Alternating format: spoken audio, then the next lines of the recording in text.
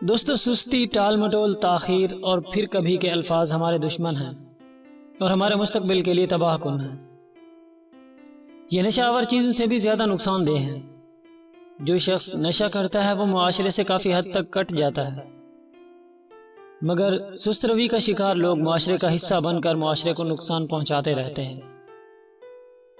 کسی کام کو آئندہ پر ٹالنے والے کی مثال اس شخص کی سی ہے جسے ایک درخت اکھاڑنا ہو۔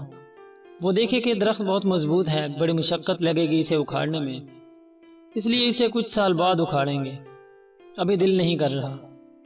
وہ نہیں جانتا کہ وقت کے ساتھ ساتھ یہ درخت اور زیادہ طاقتور ہوتا جائے گا اور وہ شخص عمر گزرنے سے کمزور ہوتا جائے گا، تو تاخیر کرنے سے یہ کام اس کے بس سے ہی باہر ہوتا جائے گا۔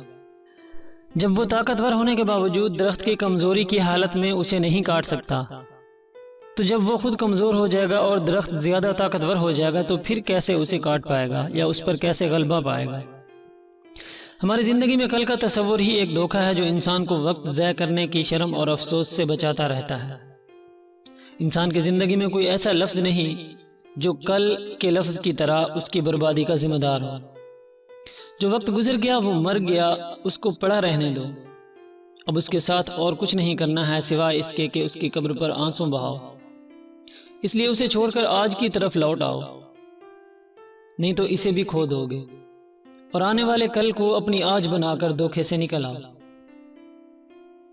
عقل مندوں کی کتابوں میں کل کا لفظ نہیں ملتا، لیکن بے وقوفوں کی زندگی کی کتاب میں یہ لفظ بکثرت ملتا ہے۔ کامیابی کی راہ پر بے شمار اپاہج سسکتے ہوئے کہہ رہے ہیں کہ ہم نے اپنی تمام عمر کل کا تعاقب کرنے میں ضائع کر دی اور اپنی قبر اپنے ہاتھوں سے کھود لی۔ ہم عموماً ضروری کاموں کے بجائے غیر اہم کام کرنے لگ جاتے ہیں، اس لیے اس میں ہمیں آسانی لگتی ہے اور اپنی ذات کو مطمئن کرنے کا ایک بہانہ مل جاتا ہے۔ ٹال مٹول کرنے والے کہتے ہیں کہ جب وقت آئے گا تو دیکھ لیں گے، اور عقل مند کہتے ہیں کہ دیکھو ایسا وقت بھی آ سکتا ہے۔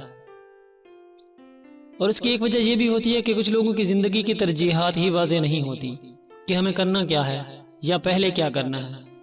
جب منزل کا ہی تعین نہ ہو تو سفر کیسے طے ہوگا؟